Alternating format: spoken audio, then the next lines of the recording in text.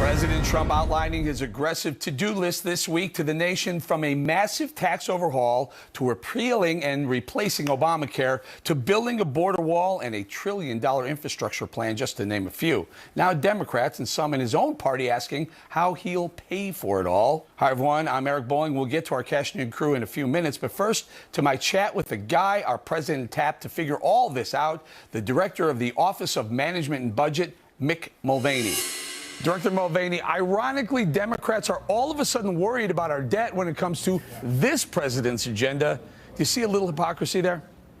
I'll file it under better late than never. I'm just as concerned about the deficit. I'm glad I'm not the only one, but it's nice to have the Democrats along for the ride this time around. And I hope they keep that focus during the entire budget process. Okay. Director, President Trump ran on cutting useless spending, some waste and useless spending. Give us a little update on where you stand on that.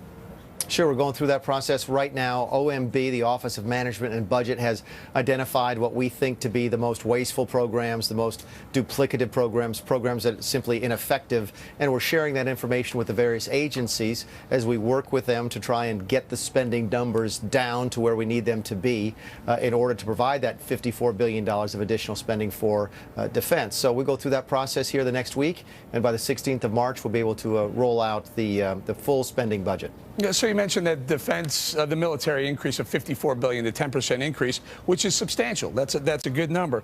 Shockingly, there was a Senator John McCain pushed back on that. What's going on here? There's some folks who think it's too much. There's Senator McCain and a few others who think it's not enough. I refer to it as sort of the Goldilocks number. It seems to be right in the middle. But more importantly, it is exactly and precisely the amount of money that it would have taken to end the military sequester. If we did not have the military sequester, $603 billion is where the top line defense number would be. That's what the president campaigned on. That's what he won on. So that's what we're giving him in his first budget. All right, I have the director of the Office of Management Budgets here. I have a whole list of questions. I'm trying to get to all of them with the amount of time I have.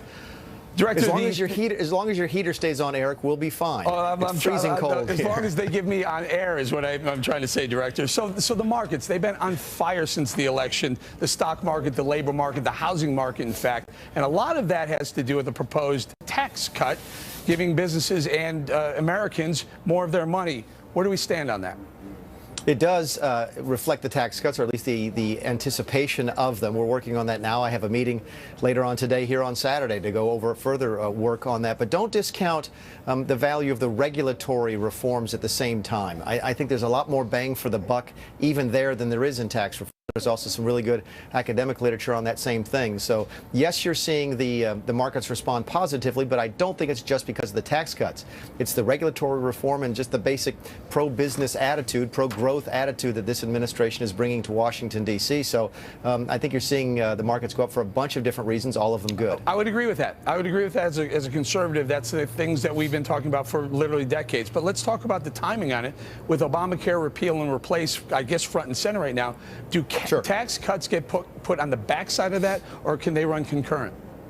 Actually, the way that the rules on Capitol Hill work, because of the budget rules with reconciliation that probably bore most people to tears, the way it's set up right now is that the Obamacare repeal and replace has to go first, and then tax reform would come immediately after that. Can't you change the rules?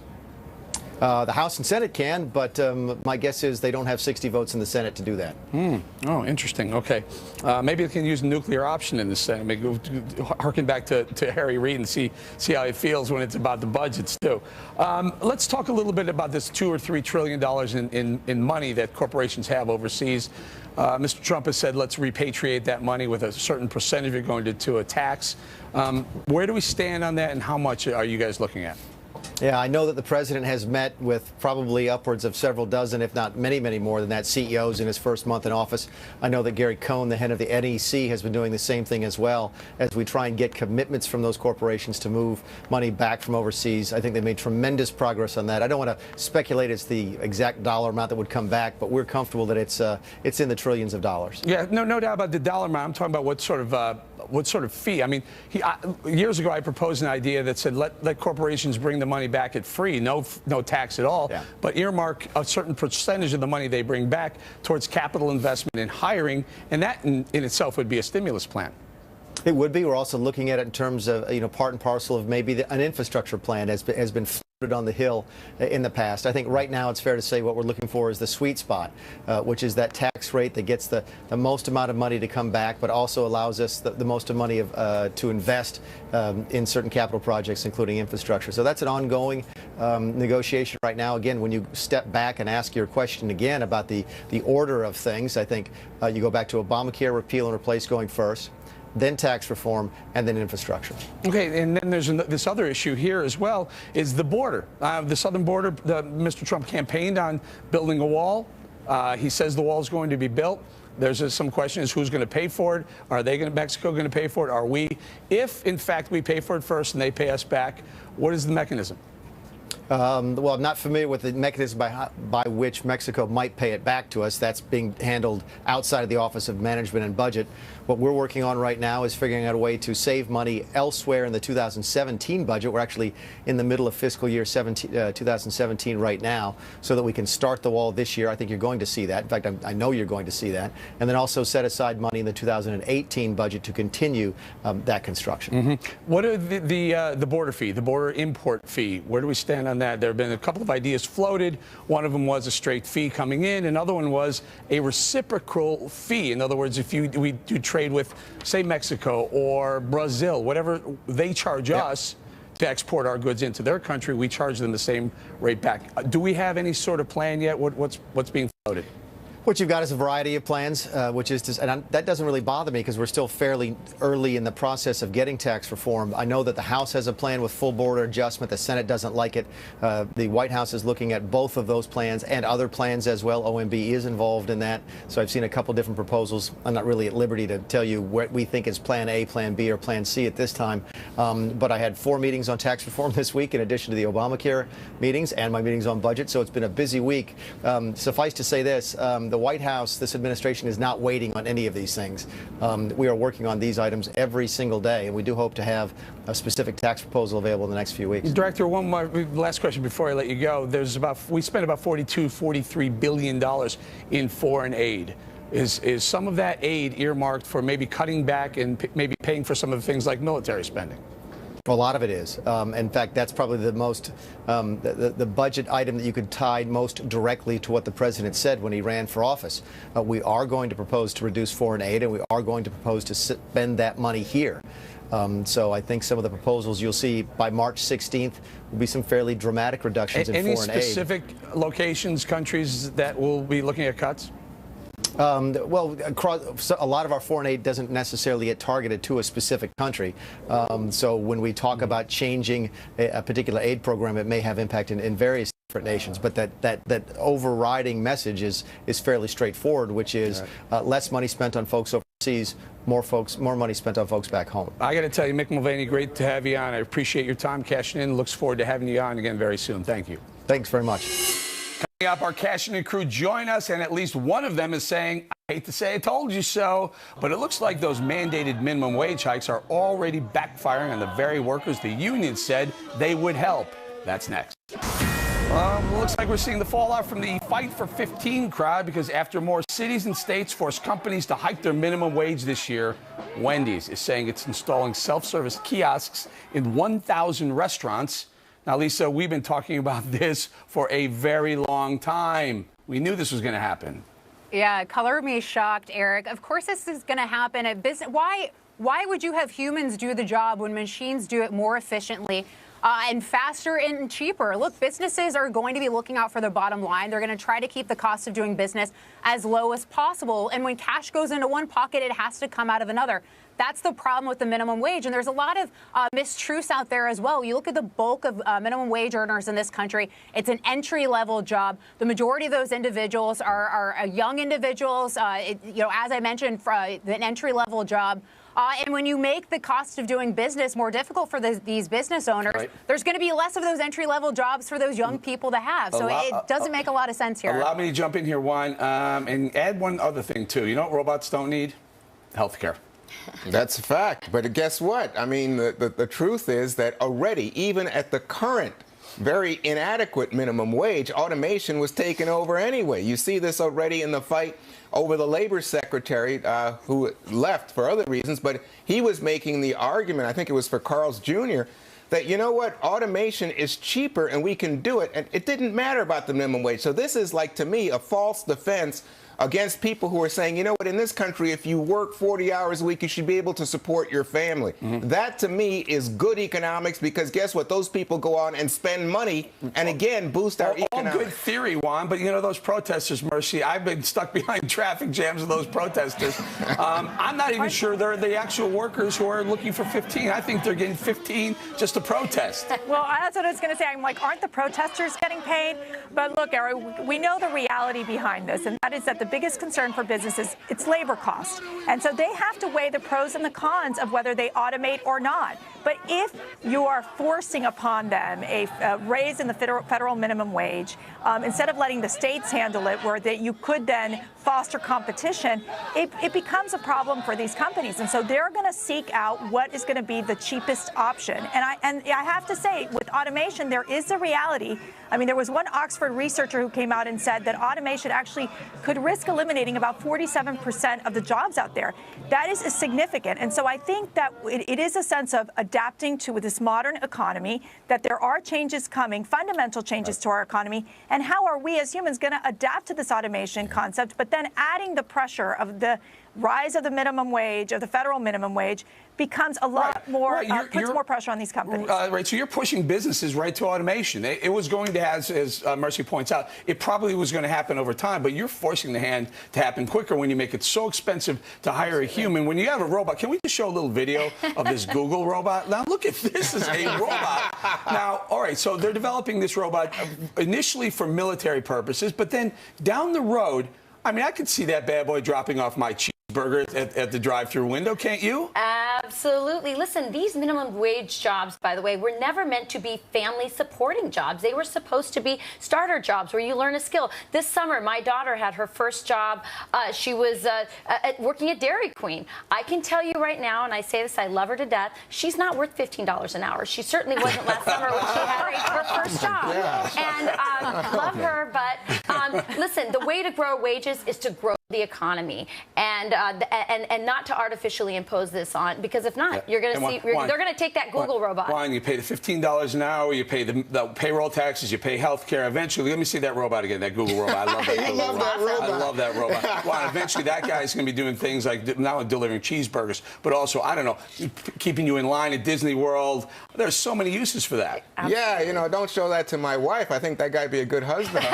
But I gotta say, you know, the reality is that you are moving away. We're having a conversation. Mercedes makes the point. Listen, automation is coming. The question is how we deal with it as an American society. And I don't think that diminishing wages for people is the way to go about it. I think we're going to have to deal with it. It's all about competition. But I want to just make one critical point. Competitive with the robots. One critical point before we go.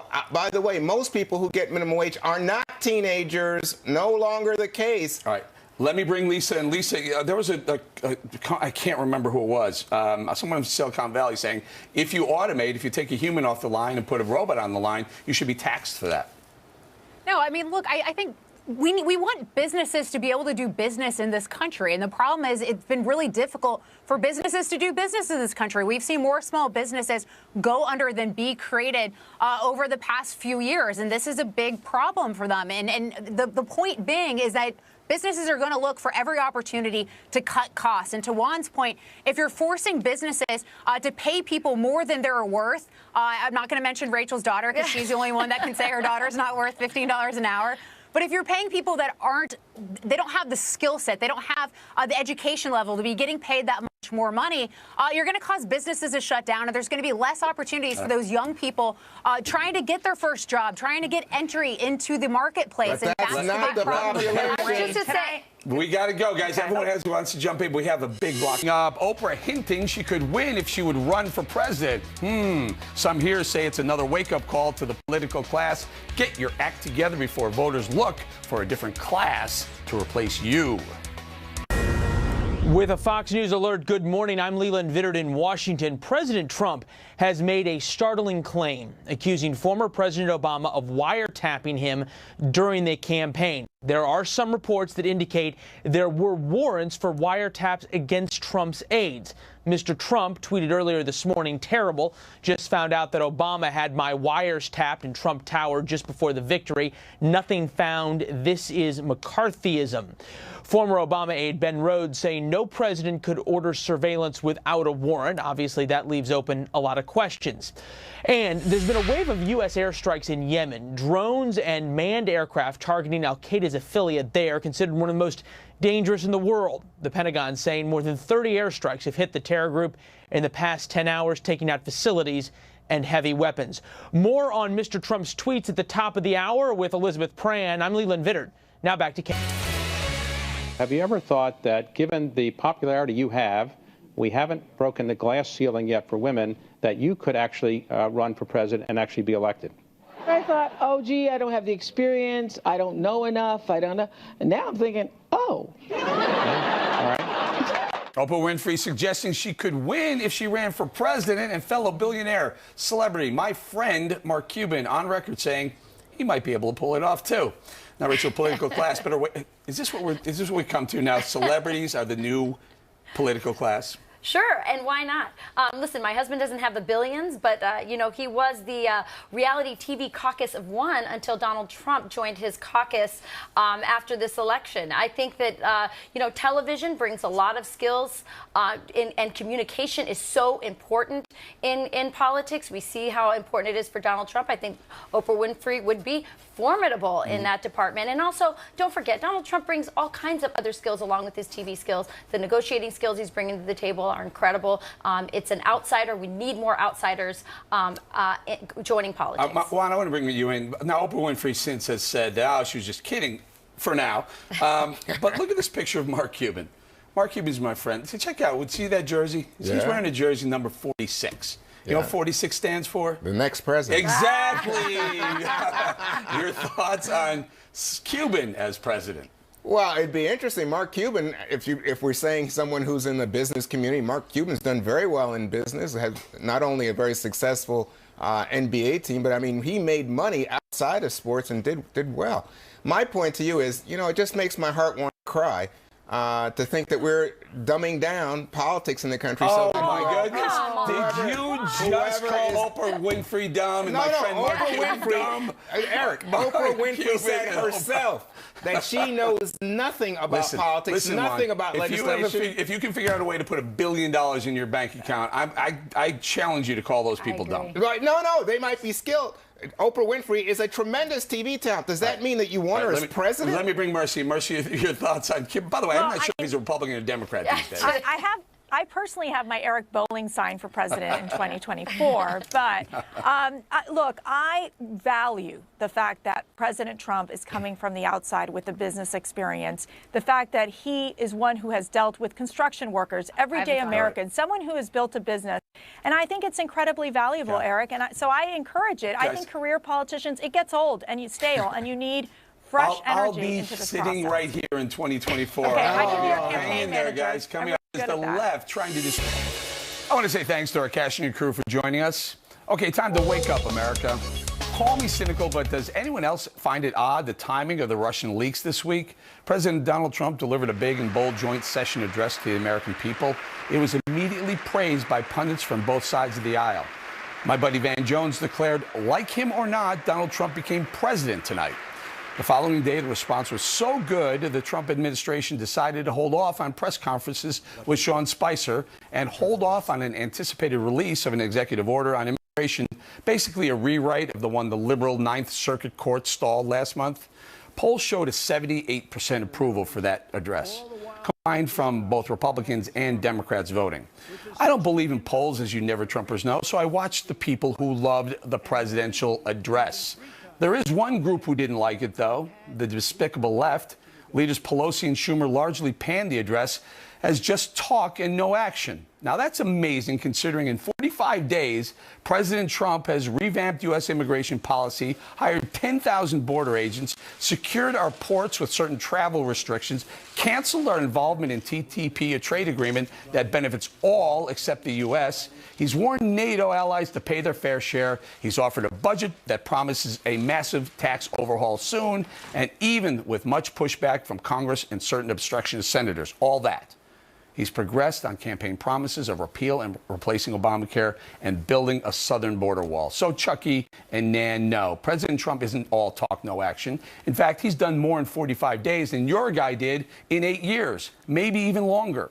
He talks the talk and walks the walk. In fact, he runs the run at this pace. So, despicable left, sit down. It's our turn, the deplorables' turn. Don't worry, you'll get another shot at it in 2024.